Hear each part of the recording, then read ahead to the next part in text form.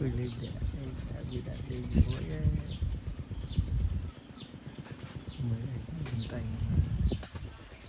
dưới cái này nhìn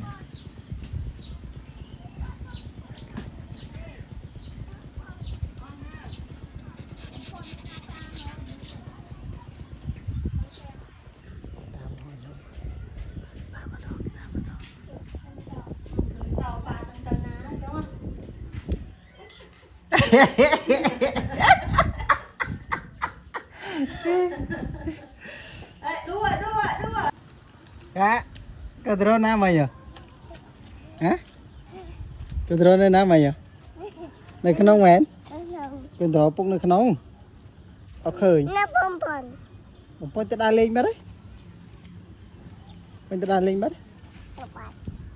Bạn nông nhầm này? Hai. Bạn ấy nhầm? Ông chụp. Hả?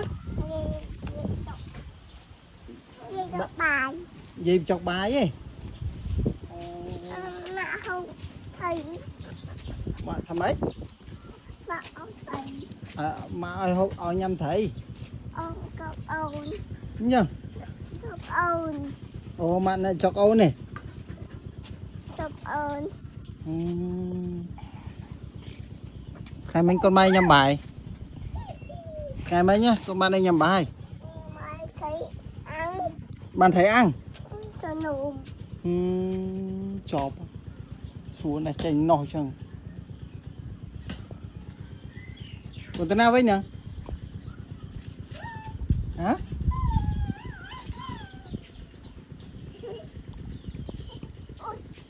À bố tụi mày.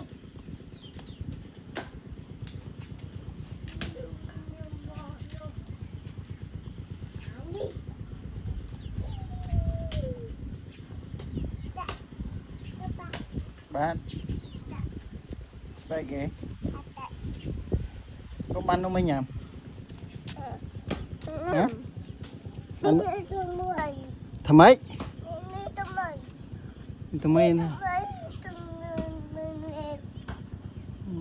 làm vô đấy tham mấy phong phôi na phôi năm này đó cái thật tha